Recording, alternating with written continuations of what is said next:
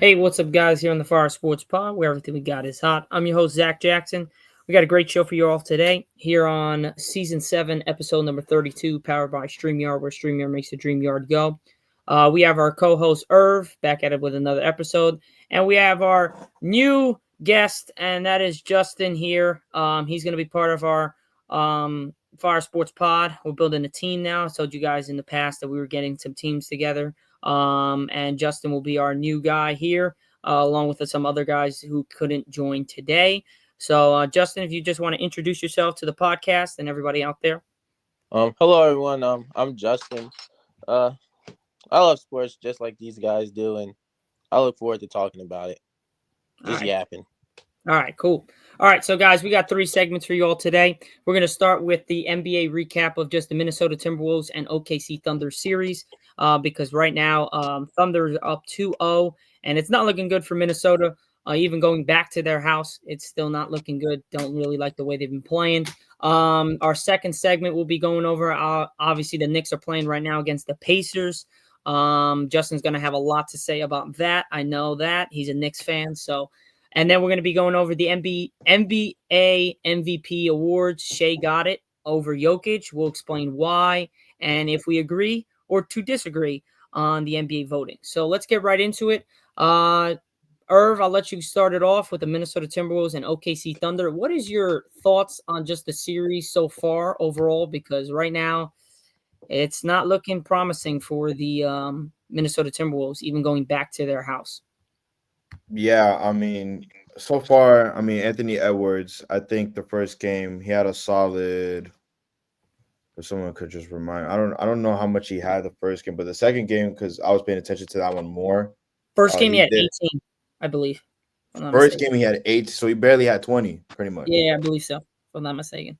Well, then what a jump for Anthony Edwards. Had finished with 32, 9 and 6, in game 2 so far, but it looked like it was him and McDaniel scoring out there, and also Alexander Walker, who had a solid like 16, 17 points off the bench. It was actually pretty insane to see that how Nas Reed, DiVincenzo, Randall for starters, who was the leading scorer for the Wolves in game 1, ended up finishing with only 6 points. Way to not show up, Randall. So it's clear that Randall is the second option scorer, and he needs to be on top of that. And if he's not going to be on top of that, Nas Reed could give you a solid 15, only finished with 10. So, this game, it was the Anthony Edwards team pretty much just playing. He was performing out of his mind, hitting tough shots from the mid range, 3-point shot. McDaniel was good from the three as well. But then also we got to talk about reigning MVP Shai finishing with almost 40 points, covering the plus 30 that my friend hit. He put on one of his parlays that he put for Shai to hit plus 30 points. He ended up getting 40. And then you also have J Dub, who finished with a double with 25 and 10. Chet Holmgren, instead of scoring 15 like he normally does, ends up scoring 22. So it's pretty good. The OKC looks like they're gonna dominate the Wolves. By the way this series is going, OKC might take it in 5. I don't want them to take it in 5. I don't want them to advance at all. I think, I don't know. I just don't like the Thunder. But Shai's just performing out of their mind. You can't hate on basketball like that. And yeah, they've been performing really well. So can't wait to see what we got for game 3, any adjustments, and yeah. What about you, Justin? What are your I reactions don't so really far? see any adjustments Minnesota can make. Maybe going to the basket a little bit more, trying to get some contact. I mean, they did shoot a lot of threes. They shoot like about 40. They shot Mhm. 39 threes, right? They went 11 for 39. That's what, 28%? I'm just talking off the top of my head. That's got to be Right, about right, right, right. 28%. That's if the three is not falling, try to get to the basket, try to get to the line. When I was watching the game, I was getting pretty upset at DiVincenzo as well. I'm like, bro, you're not hitting okay. Maybe kick the ball out to someone else or try to do the little things. I don't know, go after rebounds. And then Randall, as a Knicks fan, this is who Randall is. This is why I didn't like Randall. You know why? because Randall doesn't have no heart, no effort, lacks defense as well. You know, when Randall's not hitting his shot, he's a nobody. He's a front runner. He talks a lot of stuff when the team is up. When the team is down, he never locks in. And this is just who Randall is. When it comes to the OKC Thunder, I mean, this is what I expected, man. I expected Shai to do this. I expected J-Dub to do this. I expected Chet to play like this. What I didn't expect, though, was for Alex Caruso to really be a factor. Alex Caruso's been playing out of his mind these whole playoffs. Mm-hmm. He's been performing really well as a not like a 3-and-D type of guy, but defensively, he's been performing really, really well, in my opinion. Especially against that Nuggets series where he was marked on Jokic, a 6'3" guard guarding a 6'10", 6'11", 300-pound man who's supposed to be the reigning MVP and all that stuff, and he was doing his part defensively. So it's pretty good to see how well-rounded OKC is, even though they're so young as a team. So I concur with that.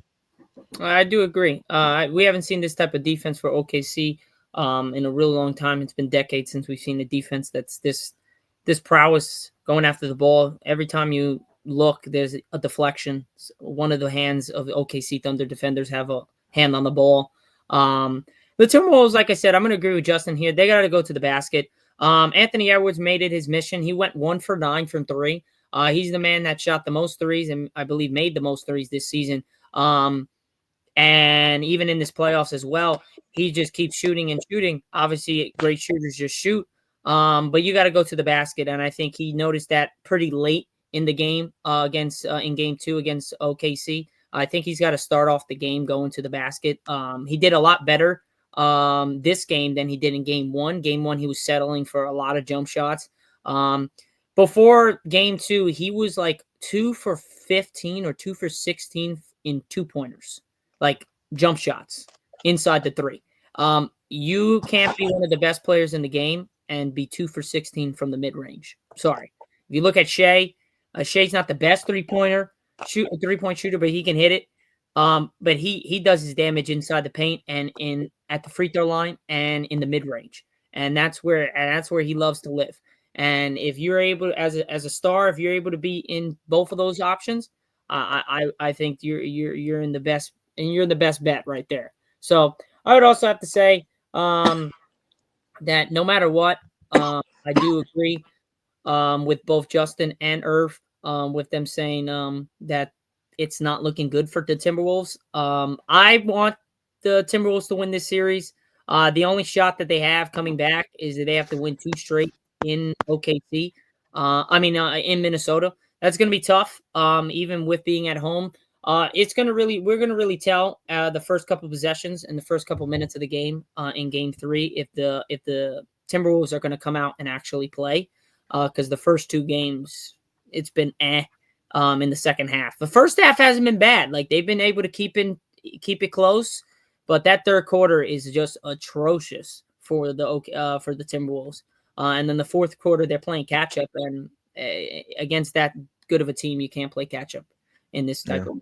So I think Timberwolves are still in it. But if they lose game 3, the series is over. They're going to get swept. So that's pretty much that. Well, we're going to move on to Justin's favorite team, who just came out of halftime right now against the Knicks versus the Pacers. So Justin, I'm going to let you go with this.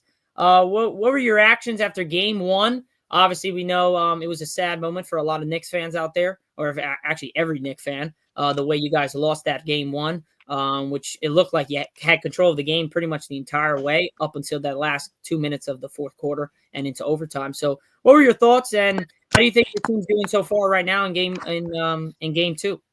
I mean, right now I'm kind of like upstairs in the office. So once I'm off of this, I'm probably going to go down and watch. But as for game 1, one of the worst losses I think I've ever seen in my life. I don't know anything about John Starks game 6. I don't know anything about Reggie Miller doing the choke. But now I know about Halabuti hitting that shot. I mean, my God. I was so done. You don't understand. It was late as hell at night. My mom is upstairs. She watching the game, come home from work. She's falling asleep a little bit, and I just yelled no and woke her up, and my whole mood was off, and I couldn't even talk to my girl. I was just depressed for days. I was on Twitter. I muted all the Knicks related content for like 2 days. I was like, I can't do it. I can't do this, man. This hurts too much. Definitely the worst loss I've ever seen. But in regards to the game, I think the Knicks are still the better team. I think they just folded in those last 2 minutes. But I feel like that was a game that the Pacers just stole because the Knicks should have won that game. I mean, Brunson dropping 45, Cat dropping 30 plus, and you lose. I mean, I don't think that's one of the few. I watched every single Knicks game, and I watched every single Knicks game this season. I haven't seen that this year. I don't think since Jalen Brunson's been here, when he drops over 40, they lose. I think I've only seen about, don't quote me, but I think I've only seen like 2 losses with Jalen Brunson ever having more than 40. And it was on some late game BS that they lost those games. So, but it didn't really deter me from saying Knicks in 6 still. I think they're gonna win game 2 tonight, and I think they're gonna go into Indiana, take 1, maybe 2. You know, maybe losing the Garden, winning Indy, or maybe we win in 5. But You don't I'm think it's still going 7? optimistic after that game. I mean, Tibbs needs to make some rotations, make some changes. He never does. He never makes any changes. So I expect it to be a close game, even though it shouldn't be, because the Knicks all season have been winning in spite of that lame coach. So you really don't like Thibodeau? No, I don't. But I will say this, though. Everyone craps on the minutes thing. I think Tibbs was right about the minutes, because if you look at the Cavs-Pacers series and you look at how the Cavs were playing, they were running out of gas because they weren't used to playing 35, 40 minutes a night. Yeah. Yeah, makes sense. No, I definitely agree. I have the Knicks personally in 7. I just think that's just the way the series looks like it's going to go. But again, possibly, I just want the Knicks to win in general. I want them to get to the finals. And I really don't. I'm not a big fan of Indiana. I don't dislike them, but I'm not really a big fan. There's a bunch of stuff that I don't really like, especially with the father of Halliburton going up to Giannis. That to me was just kind of a bullshit. Like it's just not. It's not a good look for your team if the father of your franchise player is going up to Giannis in his face after they literally had one of the worst losses. I don't know.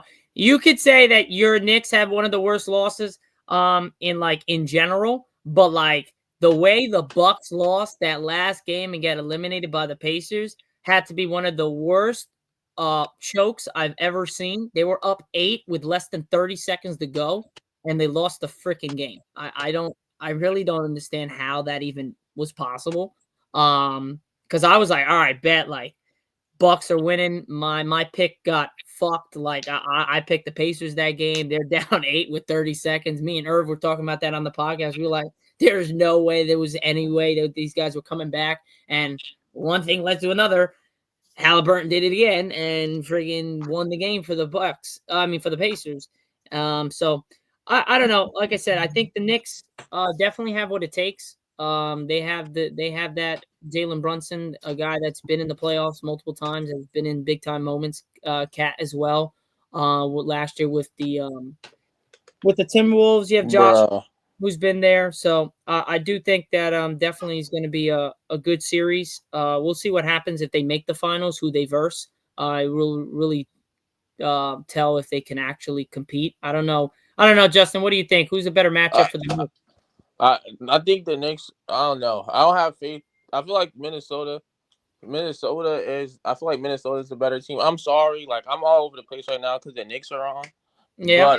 But I might actually go soon so I could watch the game a little bit and give you guys like a recap. But still, I just feel like the better matchup would be Minnesota because we could kind of match up with them, and I feel like Cat would cook Rudy, and it would be a close series.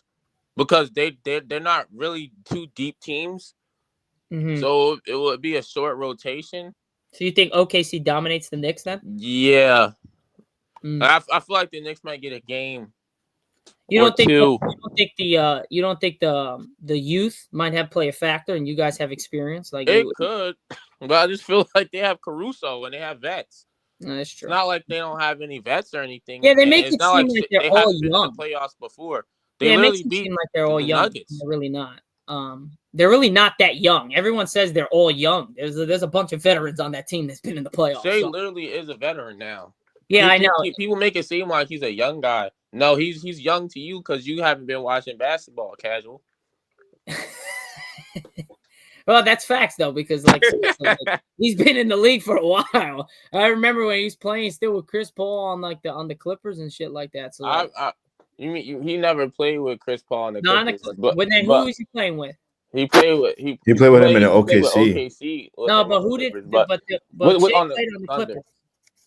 He Who did, he went to the playoffs. He went to the playoffs 1 year with the Clippers, and he Was that showed the one where he played flashes. against Kevin Durant and Pat Bev and Lou Williams was like trying to guard Kevin Durant? Was that series? Yeah, That was his last year, right? yeah. Okay, Then they did the Paul George trade.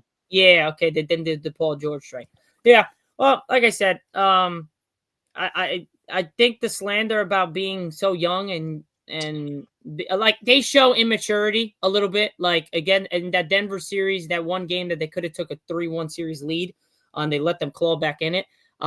They had like I mean, talked to this many of times with Irv. They had 9 possessions in overtime, and literally the ball stuck with 3 guys, and they waited till like 6 seconds on the shot clock to do anything, and they ended up losing 11 by 11 in overtime and scored 2 points. So they have shown immaturity, but every series they're just getting better and better and better and better. And I think that's just a testament to just their their well-being, and their confidence is just going to be growing and growing and growing and growing. But Justin, I know you got to go because the Knicks are on, so I appreciate you jumping on. Justin will be a regular to the podcast most likely every Monday and Friday when he can. But he'll be also doing some behind the scenes work as well. We're going to be going crazy with this with the podcast here, so it's going to be a movie, and stick along because it's going to be one hell of a ride. But Justin, I appreciate It's it. gonna be fun. It was nice talking to you guys. I'll be yeah, back soon. All right, man. Well, yes, good luck sir. to the Knicks. Enjoy the game, bro. All right, so Irv, just what are your thoughts on the Knicks and Pacers? Because I haven't got your thoughts. I feel like just that Knicks and Pacers series, at least game one, was a very interesting one because to be fair, third quarter the Knicks were up by 20, and then what? In the 8 minutes left in the fourth, they were up by like 15, I believe. So they were up by a really large margin of points.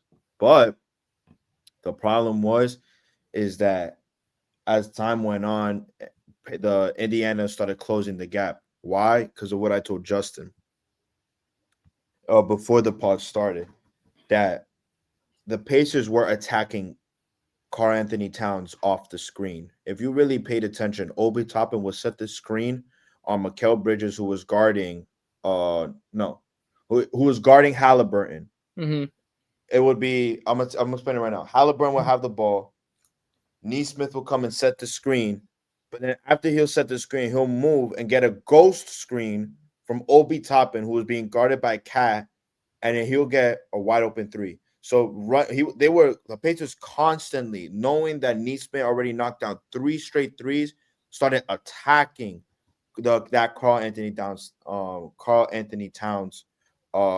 like defense. Why? Because when it was the weak side, Karl Anthony Towns had to guard either Obi Toppin from the 3 or Neesmith from the 3. And Karl Anthony Towns not being a good IQ defender, he ends up staying with his man who was Obi Toppin, who's obviously a worse 3-point shooter than Neesmith that game. Why? Because Neesmith already hit like 5 straight threes. So automatically Jalen Brunson from the strong side has to rotate all the way to the weak side just to get some type of contest. But obviously, if you're 6'1", you could be as fast as the Flash. Neesmith is seeing over you without a doubt. So I just thought that they were really attacking Cat off the screens. Cat was really late on defense. I really think that he wasn't, on his feet that much. And I also think that if you really take a look at that game one in the Denver series and Thunder series, when the Thunder were up by I think it was 10, 12 points, Mm-hmm. they consecutively, instead of wasting the full 24 shot clock seconds, right? They ended up just scoring the minute they had possession of the ball with 18 seconds left of the shot clock, and which ultimately led Denver to come back and take game one. The Knicks were on the same type of timing. They had enough time when it was 44 seconds, 55 seconds. They had plenty of time to hold the ball, use the full extent of the shot clock, and possibly get a last use the 5 seconds to drop a play and score the ball. But no, instead, the minute they have the ball, they just scored it. And then that's when Neesmith will come down and hit a three. Or that's when Halliburton will come down and hit a floater layup. I felt like they weren't able to, I feel like they needed to hold on to the ball longer, waste more time on the clock, because they were still up by 8. They were up by 2-3 possessions. So if you waste more time from the clock, it's harder for the Pacers to try to come back, no matter how many threes they score. Because then guess what? You would also you would grab the ball and you will foul. And then this is my last point. Free throws completely messed them up. Because although they should have wasted time, they were still up by double digits. I mean, by double possessions. And Anunoby was missing free throws, missed one free throw. McBride missed a free throw. Cat missed a free throw. Both of those free throws was the difference of the game. If they make those exactly, both, the game's over. They can't come. They can't tie the game. Yeah. So although they kept scoring the ball the minute they had it and didn't use the full extent of the 24 shot clock, they still should have made their free throws, because then it would have been a 2-possession game. They would have to done the same thing over and over again, foul, until there's a second left, and then they're going to hold the 3 up, and then Knicks take game one. That didn't happen. It was there. It was right there. They had it. And to be honest, they should have never let it come. They should have never let them come back. They were up by 14. I agree. I agree. And I agree with you. There's no way. I'm sorry. There's no way you let a comeback like that happen. And that's been happening throughout the entirety of this year's playoffs, and you could see it this year with the regular season. And that's the 3-pointer, man. The 3-pointer is it could be one of your worst, could be one of your worst nightmares, and it could also be one of your best attributes when it comes into playing basketball. It just really just depends on, are you going to live and die with the 3, or are you going to actually do the other things to impact the game? And nowadays, these teams, they just jack up threes. You looked at Boston. I mean, that one game against New York and that they lost, they jacked up 45 missed 3-pointers. 45. That's impossible. I get the whole thing with offense and scoring. And now if you add a 4-point line to the NBA, oh, God help me, Lord. There's going to be, you think the threes are bad now? There's going to be, everybody's going to be jacking up threes. You think Steph's points when he goes crazy is going to be nuts?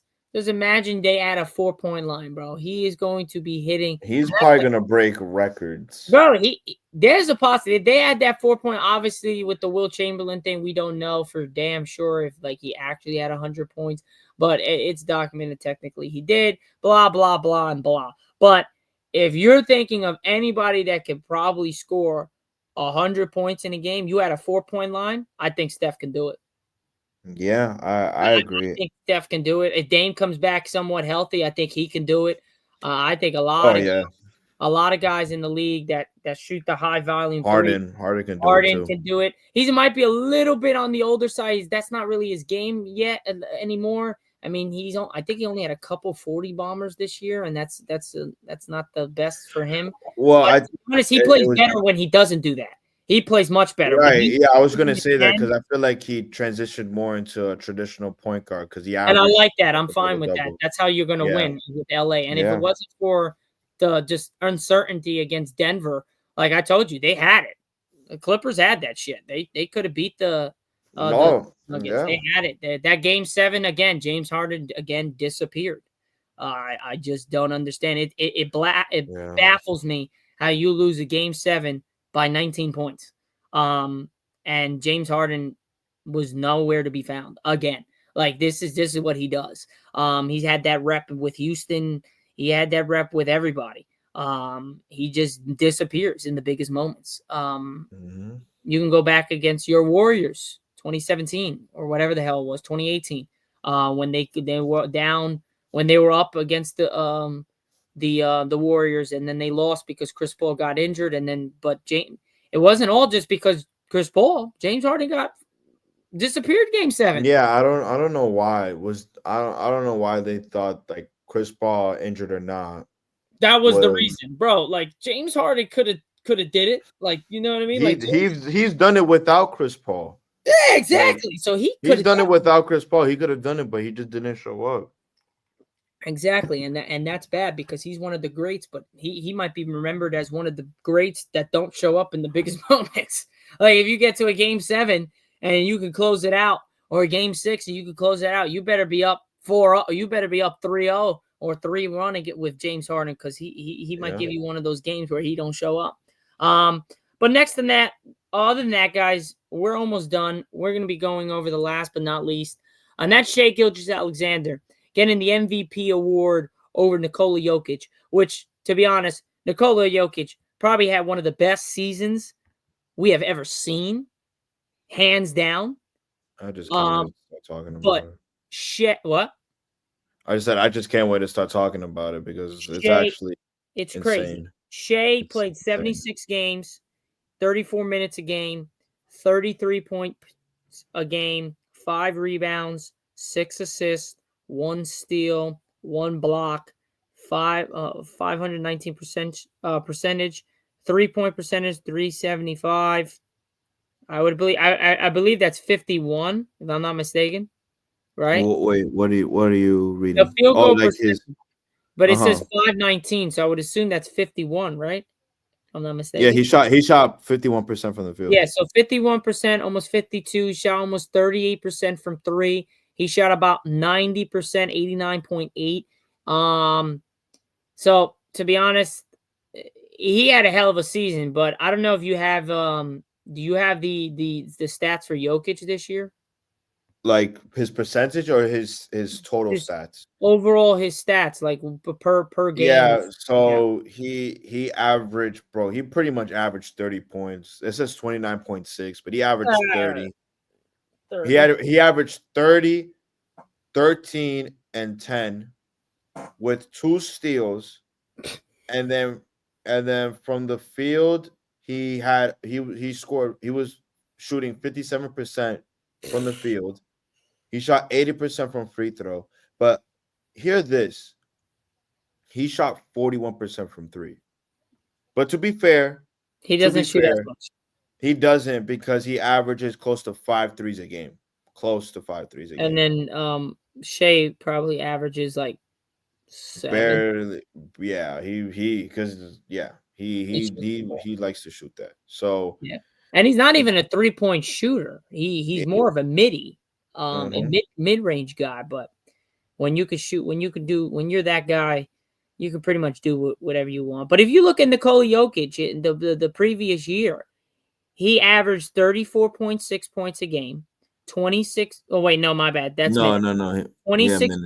26.4 points, 12 rebounds, 9 assists, 1 steal, about a block, 58% from the field, 35% from 3, 81% from the free throw line. So he definitely got better. But Shea was just so much more better. I don't know, man. I mean, Nah, so I I mean, this is where Jokic, I want it's a to I difference of want to say something 2 about it. points. I mean, I don't know what you're going off. I get OKC was the number 1 seed. They only lost what, like 17 games, 16 games, something like that. Yeah. I get So that, but I think they wanted to kind of change it up because if you look at it, right, Irv, 2020 he won the MVP.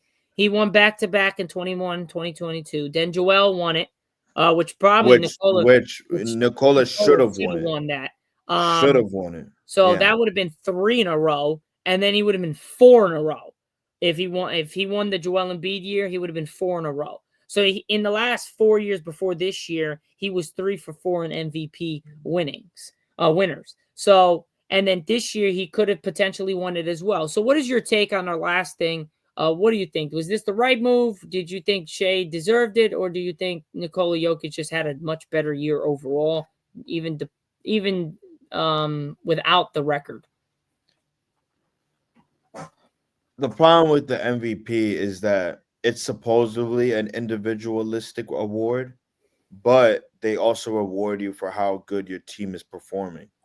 So Jokic legit averaged historic numbers because he averaged a triple double.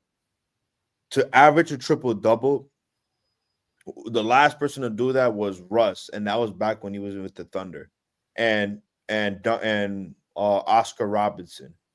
Those are the only 2 other players that I know that average a triple double in the NBA, and that's pretty difficult to do, especially whether you're a big man, whether you're a guard, small forward. The point is, it's really difficult to do. It is tremendous. So my opinion is that I think Jokic should have won, but I also think though this is, I guess, correct because although Jokic had historic numbers and I think he's the MVP, he's my MVP. OKC finished number 1. They're also one of the top defenses in the league.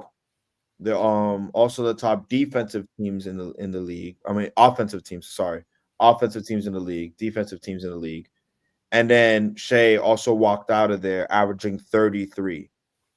So in my opinion, it's not necessarily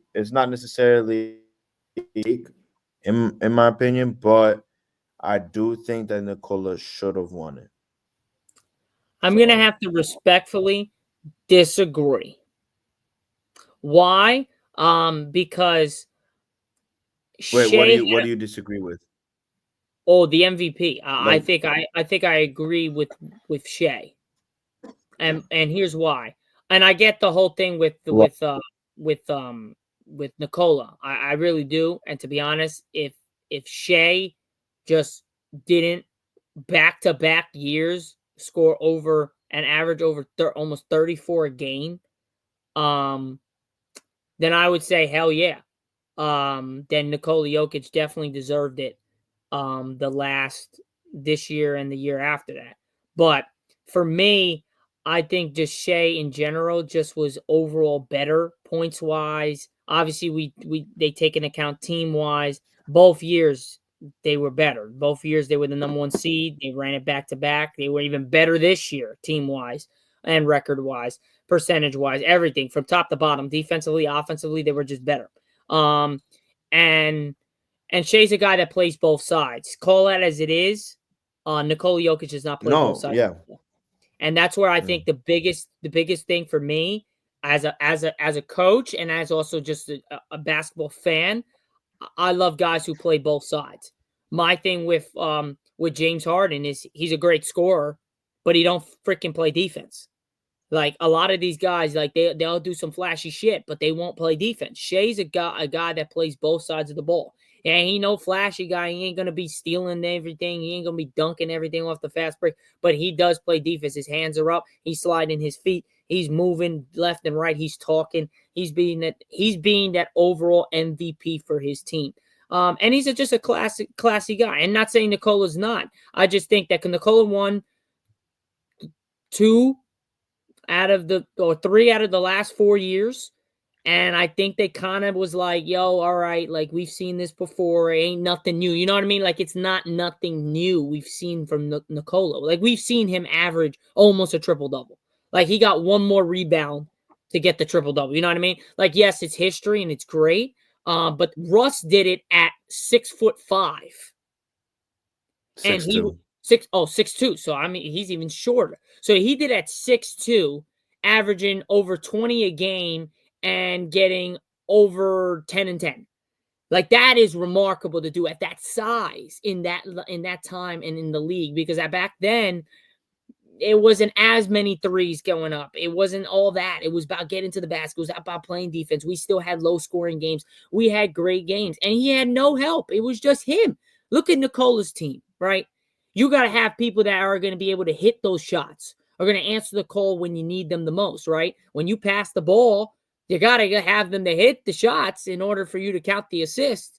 And you got Michael Porter Jr., you got Christian Braun, you got Jamal Murray, you got Aaron Gordon. I mean, the list goes on. Watson. You got dogs on that team. You got guys that have been in that playoff experience. Russ at that time had nobody, dude.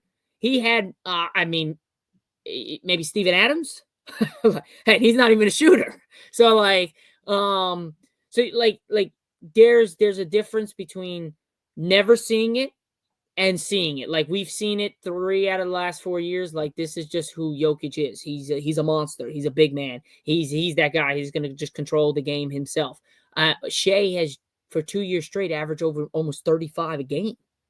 Almost 35 a game. And had the best team in the league, by far the franchise leader, and by far the biggest threat to anybody in the league. Everybody was afraid of OKC. There was not a lot of teams that were just like, hey, we're not afraid. We're going to go in there and bash them. Even their losses, there was barely any blowouts. I mean, my Lakers, when we beat the crap out of them, I was like, yeah, we're great. But how did that fan out in the playoffs? Not so well. I just think that the way they're doing it against the teams that they're doing it, it's not like they're, and again, I know they don't count playoffs, right? Or they don't really count that shit. But like, if you look at just like who, like, the Thunder had to go through and where they are now, like, there are Wait, what do you mean? Like playoff wise, like, you could see who's the real MVP in a showdown in Game 7 between Nikola Jokic and Shai Gilgeous-Alexander. Mm-hmm. Can you really say that OKC was that much better than OKC? If you look top to bottom and you go, if Nikola Jokic is playing Chet Holmgren, I'll take Nikola over Chet all day. Not even close. Jamal Murray versus Shai, right? Let's say point guard. I'll take Shai, right? Okay, so that there we go. But you got superstar, you got all-star, superstar, kind of cancels out. Nikola Jokic over the top. Now, are you taking J-Dub, or are you taking Michael Porter Jr.? In general. J-Dub. Taking J-Dub. Okay, personally, if Michael Porter Jr. is healthy, the way he's been playing the last 2 years, I might take Michael Porter Jr. just on experience and understanding the ways of the game. Because I didn't know J-Dub had what he had, because we didn't see it really last year. They got bounced in the second round. Now we're seeing it. This guy can play. Okay, so that we have disagreement. That's fine. Aaron Gordon or Hartenstein? I'm taking Aaron Gordon. I mean, those are two separate positions, because Hartenstein plays the 5 and Gordon plays the. But Hartenstein would be guarding. Then Chet would be guarding Aaron Gordon. Then. Yeah, Chet will guard Aaron Gordon. I'm taking Aaron Gordon over Chet. Just personally, I'm taking Aaron Gordon, and then I'm taking Nikola Jokic or Hartenstein. So if you look at it, the matchups that you go team player by player, the Nuggets have the better matchups. That's the starting 5, but then just like we talked about with Justin, right? The depth that OKC has is way more than I've ever seen in the NBA. I thought, to be fair, I thought the ones, and this might sound biased, that was probably as close would be the Warriors, because we had a stretch where we had a couple of games where we played up to like 10 guys. Ninth or 10th man on the bench, and we were actually winning games. We were producing really well. They did say that you two were the deepest teams, and I do agree with that. Right. So, but OKC's team is so deep that yes, you could let's do starting 5 to starting 5, right? I'd take the Nuggets over them. Obviously, the Nuggets starting 5 I would take them as well. But then you also have to consider. Yeah, but you also have to consider who's Nicola's backup. We were just talking about it. His backup would be Gordon shifting to the 5 position, and them and then let them swap out, and then Gordon will take a breather while Nikola would come back in, and then back to the starting five. They wouldn't trust DeAndre Jordan. I don't know why. Yeah, exactly. So So that's why it's ridiculous. they were in the position that they were in.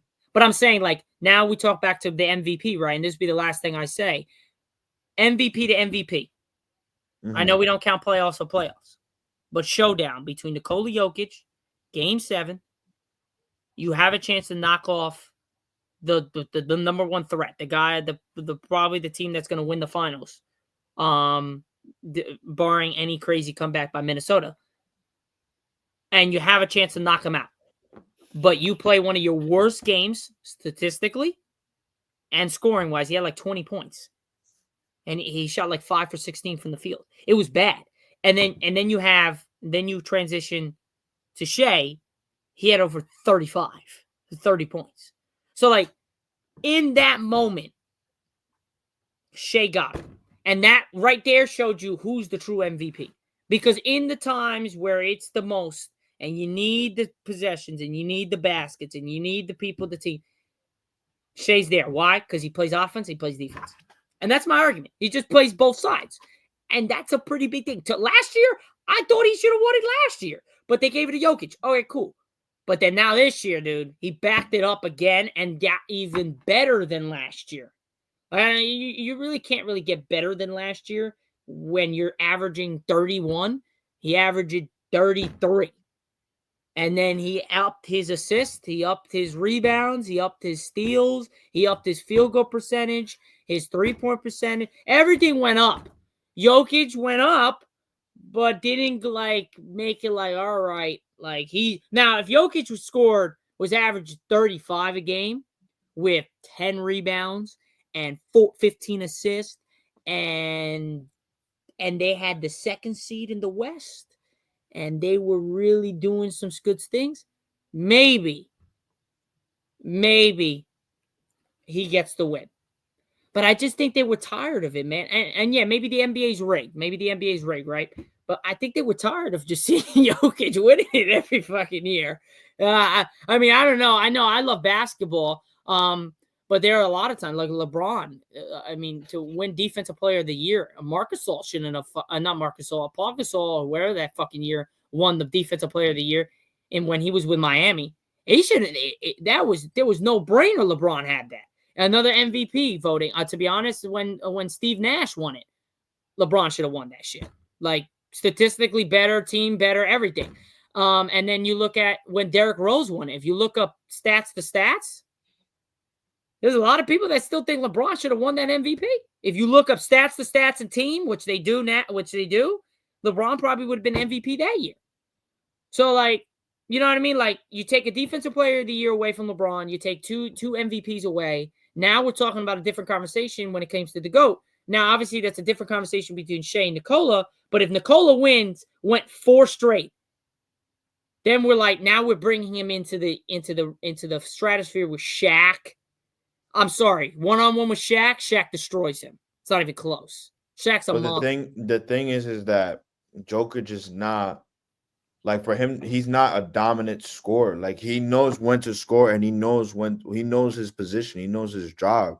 That's why he's such a good player. If he understands that his matchup is bad, then he'll just kick it out, or he'll find the open pass. Why? Because he's just like Curry. He's a 6'11" Curry, and I'm gonna tell you why.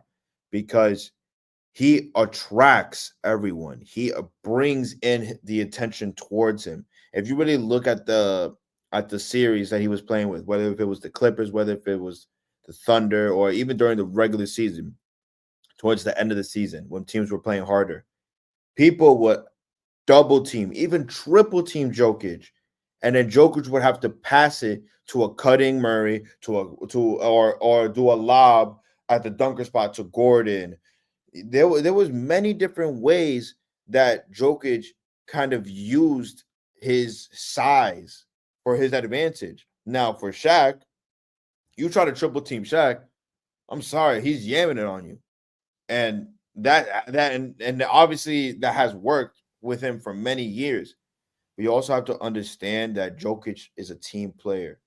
And then you go out of your way and you say, okay, let's say Jokic could average 30 plus a game. But then you're also missing Murray, who can average 20, 22 points per game, but he's just very inconsistent. Gordon, he could give you a solid 15, 17. Michael Porter Jr., if he's hitting his shots, because yes, if he's healthy, he's Injured good. shoulder. But even healthy, he chucks up a lot of shots. It's very inconsistent as well. Christian Brown, he's actually consistent. Christian Brown is going to be a player who could give you 14, 15 points per game. If they would have won that series, dude, I would say Christian Brown was their secret dark horse MVP. X factor. He would definitely be an X factor because he was guarding Shai. He was the on ball defender, and he was the majority giving you 16 of the time. to 18 a game. And so this is why I'm saying that this is how good Jokic is, because he just makes everyone around him better. He's averaging 10 assists on a team that's inconsistent. So yeah, no, I understand your kind of your argument, your philosophy that listen, I get it, you average historic numbers, but you also have to understand MVP also values where your team's at, and also it values how you do on both sides of the ball. Yes, Jokic is horrible on defense. We've seen it. Really? Okay, he's 6'10". He always gets a little floater up. Or little guards that have hops always get over him. 100%. I get that. And what I think is that if Jokic would slim down, he would be able to be faster. But if he slims down, his body is just not going to be able to sustain the hits. Another bump, yeah, and the bumps. That's his game. That's why he has to stay at that size. But no, we both have valid points, and I agree with your point. And if it wasn't for Shai having 34 points a game for like 2 straight years, and as well as playing great defense and having the number 1 seed back-to-back years, I would probably agree with you. And to be honest, I really didn't care about the MVP because it's just it's bullshit. Like it really is. Excuse my French, but it is bullshit. Like half the damn thing is bull. Like really, like all that crap is just stupid. Because like I just think MVP should just be off of your stats. Shouldn't be off of the team. It should, because MVP is the most valuable player. But you could be the most valuable player on a shit team. So like, it'd be a little bit more competition to see if like who can maybe be an MVP in the, because if that's the case, then LaMelo Ball's in there because he averaged like 33 a game, but he freaking kept getting injured. So you know what I mean? Like there's a lot of players that could have their chances at trying to win an MVP because if they don't start moving, they're not going to win it anytime soon because their team sucks. Right. So, but yeah, that's pretty much it. Any last thoughts on the pod or anything we talked about? Or no, just I'm happy to see that Justin joined us even for a little bit. I know that if you're a sports fan out there, that if your team's on, you're kind of glued to the TV. You're hoping that they could win, especially if you're a Knicks fan. They've been looking for this for many years, so it's really good to have him join us for a little bit. And no, nothing. Just looking forward to next episode Monday coming out. All right, man. Well, we'll see you all on Monday for Recap Monday on Season 7, Episode number 33 on the Fire Sports Pod. We just wrapped up Season 7, Episode 32, powered by StreamYard, where StreamYard makes the dream yard go. I'll see you all on Monday. We will most likely have Justin and our new guy, Lorenzo. He will also be joining us as well as Irv. So it's going to be a packed show on Monday. Don't miss it. It's going to be one hell of a show. And we'll see you all on Monday. Peace out. Have a great rest of your weekend. And happy Memorial Day weekend to everyone out there. Yes, sir.